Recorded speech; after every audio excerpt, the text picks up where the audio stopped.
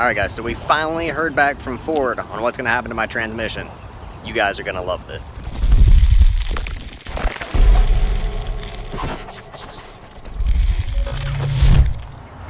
Now, the very first thing that I'm going to address here is, again, all of the people who are saying that the error here is mine and not the transmission's. After speaking with the rep that I have over at Ford, he's actually informed me that they are having so many issues with this right now that the transmission is currently on a 3-month back order when ordered normally. That's excluding emergency situations and such. So, no, I'm not just a bad driver. I mean, don't get me wrong, nowhere near the best in the world either. However, this transmission did not break due to my error. It broke to the engineering design that GetRag put into the MT82 4D. Now, a couple of people have stated that Ford didn't design the transmission. You're right, Ford did not design the transmission. However, the people that they hired to design it, designed it, and then Ford failed to do any sort of testing with it whatsoever to see whether or not it could stand up to the power that the Mustang is rated for.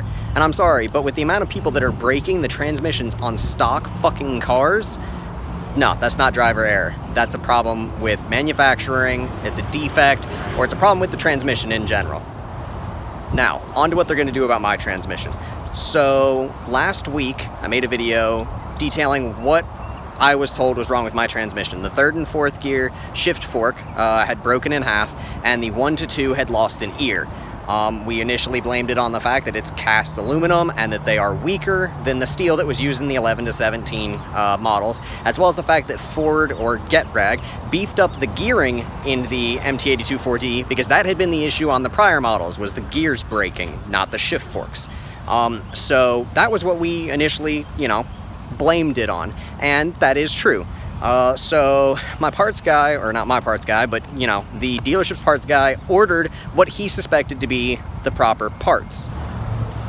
When he ordered those parts, I got the part numbers from him because I wanted to buy a set for myself and have a local guy here make some billet aluminum ones, because if it's just gonna break again, because they're putting back in the same transmission, if it's just gonna break again, then I'd much rather make a stronger piece, not only for myself, but for the community as a whole, and be able to have a product that I could bring to the market that no one else has right now.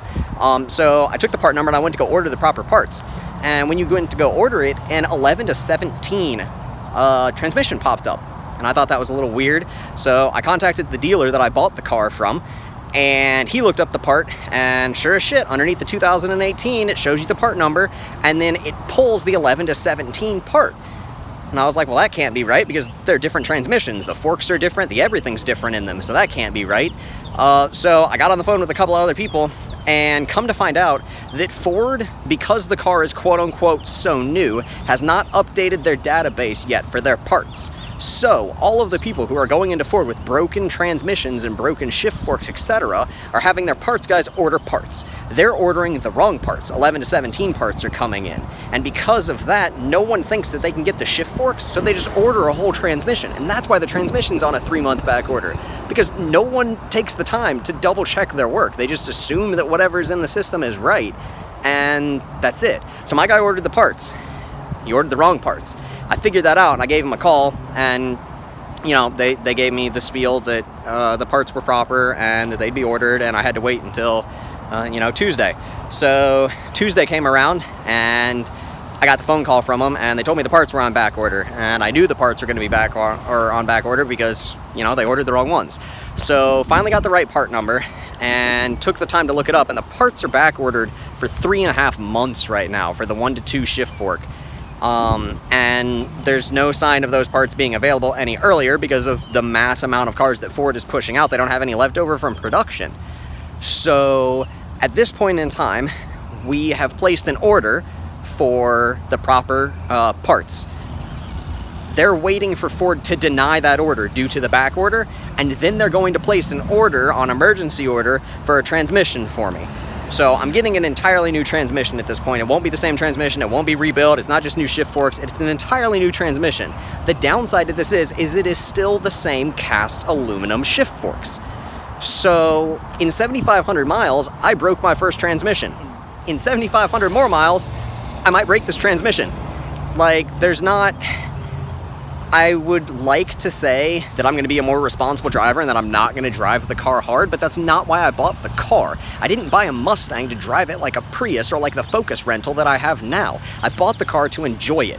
The car comes with a track mode. The car comes with line lock on it. The car comes with fucking launch control. The car is not made to be driven softly, and if you try and tell me it is, you're wrong. It's not.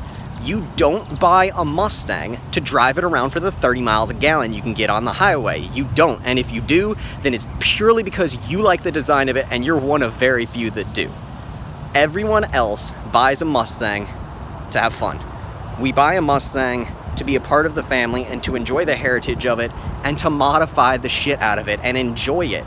Even if you just do minor bolt-ons, the cars are fun, the cars are fast, and they're affordable. And I think that Ford's gotten to a point where they're so focused on the affordability that they're not giving us as good of a product. Like, yeah, I made a video at 5,000 miles and I said how much I love the transmission. And at that point, I did. It shifted beautifully, it handled beautifully. The gear ratio is fantastic now compared to the old one. That fourth gear 1-to-1 is amazing. And yeah, 2,500 miles later, it broke. I mean, it is what it is. However, now we come to find out why, and it's not because I'm a shitty driver or it's because of a design. It's because of a design flaw that could have been prevented. And if Ford had taken the time to test this transmission more thoroughly, we wouldn't be in this situation. And I'm pretty positive that Ford's going to have a big issue to deal with. There's going to be a recall for this. There's going to be a class action lawsuit. There's going to be something. Because there's too many of us right now that are having this issue, let alone all of us that are paying for a car that we are not able to drive right now. I've seen multiple people on Facebook, multiple people on the forums, multiple people have messaged me on Instagram that they've been waiting 2 weeks, a month, 2 months for their car for a broken transmission that is not their fault. What are you going to do about that? Like, what is Ford's answer to that when you can't supply the parts and the parts are just going to break again anyways? Like, how are you going to remedy that situation? There's a recall, there's a TSB, there's a lawsuit or something involved for all of us that are paying our hard-earned money to drive a car that we enjoy and love, but can't because it broke because of a design flaw. To move on to an even crazier point, if I got billet shift forks made and put them in my transmission, I'm doing that for me so that I can have a car that's supposedly not going to break now and I'm going to be able to enjoy. However, by doing that, you void the warranty. So by trying to save myself the hassle of spending months arguing with Ford over a transmission that they're using that isn't substantial enough, I can screw myself. So, I mean, do I still want to get a set of the forks? I'm going to try. I'm going to see if they can order me a set of the forks on emergency order as well. And if not, I might just pull the transmission myself and get someone to make me a copy of the fucking forks. Because I do not want to be back at Ford in 7,500 miles without my car again for another 2 months because parts are on back order because this shit keeps breaking. Honestly, I hope in 2 months Ford has figured this out and they've gone, damn, we need to go back to the steel ones. We need to have this redesigned. And they get in contact with GetRag and they get something changed. Because at this point in time, I see people trading them in for the autos, and the worst part about it is the autos having issues too. Like, all the time I'm on Facebook now, and I see people that say, my 10R80 just shit the bed, third gear's gone, it's at Ford, I've got a rental now. So, like, what are you gonna do? Don't get me wrong, people always say don't buy the first model year of a car. They do, and they're right, and you're gonna be the guinea pig for it. And I'm the guinea pig for it right now. But the guinea pig needs to be compensated because paying hard-earned money to drive around a rental Focus just isn't gonna cut it. It's not. And the longer it takes for me to get the car back, the less and less I want to put up with the issues associated with it. And I know everyone's going to tell me that I could just drop a T56 in it or I could drop a TR6060 in it. You're right, I could. But why should I have to pay $5,000 to $6,000 to fix an issue that I shouldn't have? Y'all can blame it on headers, you can blame it on an intake, you can blame it on a tune all you want. But there is no reason for a transmission to break with that power level. And there's no reason that people on stock power levels should be breaking them at 1,000 miles, at 2,000 miles. This is an issue Ford's going to have to deal with, and at some point they're going to have to answer for it. I'm not sure when, But at some point in time, Ford's going to realize that this is becoming more and more of an issue as more and more people have the issue. And at some point in time, they're going to have to figure something out to make this right. In other news, the wheels have finally been completely paid for the car. So the Forge Star M7S's that I'm getting custom made have finally been completely paid for and are being produced, and 7 weeks from now I should see the wheels. I hope that I have a car to put them on at that point in time, but that's the next step right now, is getting the wheels over here and getting those wheels put on, and then I'm going to be starting to look towards airlift. I know everyone's really wanting the boost back, but at this point in time, with the issues that I'm seeing with a stock, mostly stock car on the transmission, and also after hearing a couple of horror stories about the motors themselves, I'm not sure that jumping right back into boost is the best idea. So at this point in time, I'm going to focus a little bit more on the cosmetic and kind of have fun with the 500 wheel that we're able to get from E85 and headers. And that's kind of where we're going to stick for the next couple of months. So I've got a plan to put boost in the car, but it's all dependent on my wallet. And at this point in time, I don't have the money to fork over for boost, as well as a brand new transmission to ensure that it doesn't break. And I don't know if I want to risk the motor right now with the amount of issues that people are having on a first year. So I might try nitrous. I might go back to nitrous again like I did on the 13 for a while before boost, just to have a little bit of fun with it. But yeah, right now we're focusing on getting the wheels in and then doing airlift suspension. And I've got a couple of other little secret things that I can't mention right now, but they're going to be pretty awesome.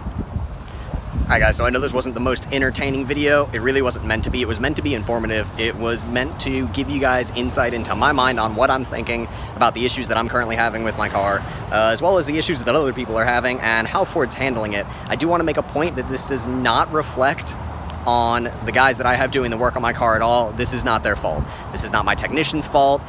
This is not his part guy's fault. I mean, he ordered the wrong ones the first time, but this as a whole is not their issue. This is an issue with Ford and an issue with GetRag, and they are the ones responsible for this. So by no means do I want this to sound like I'm unappreciative of the work that the guys are doing on my car right now, because I am extremely appreciative of it. I am glad that it is getting covered under warranty, and I'm glad that I have them doing the work for me. If you guys want to know more about the car or the differences in between it and the previous models, if you guys like informative stuff such as this, if you guys want to know more about what I think Ford did right with the car, because they did so much right with it, or if you want to know what more I think they did wrong with it, drop a comment below, let me know, like the video, subscribe, follow me on Instagram as I keep you guys updated on, how this all turns out. Until next time, guys.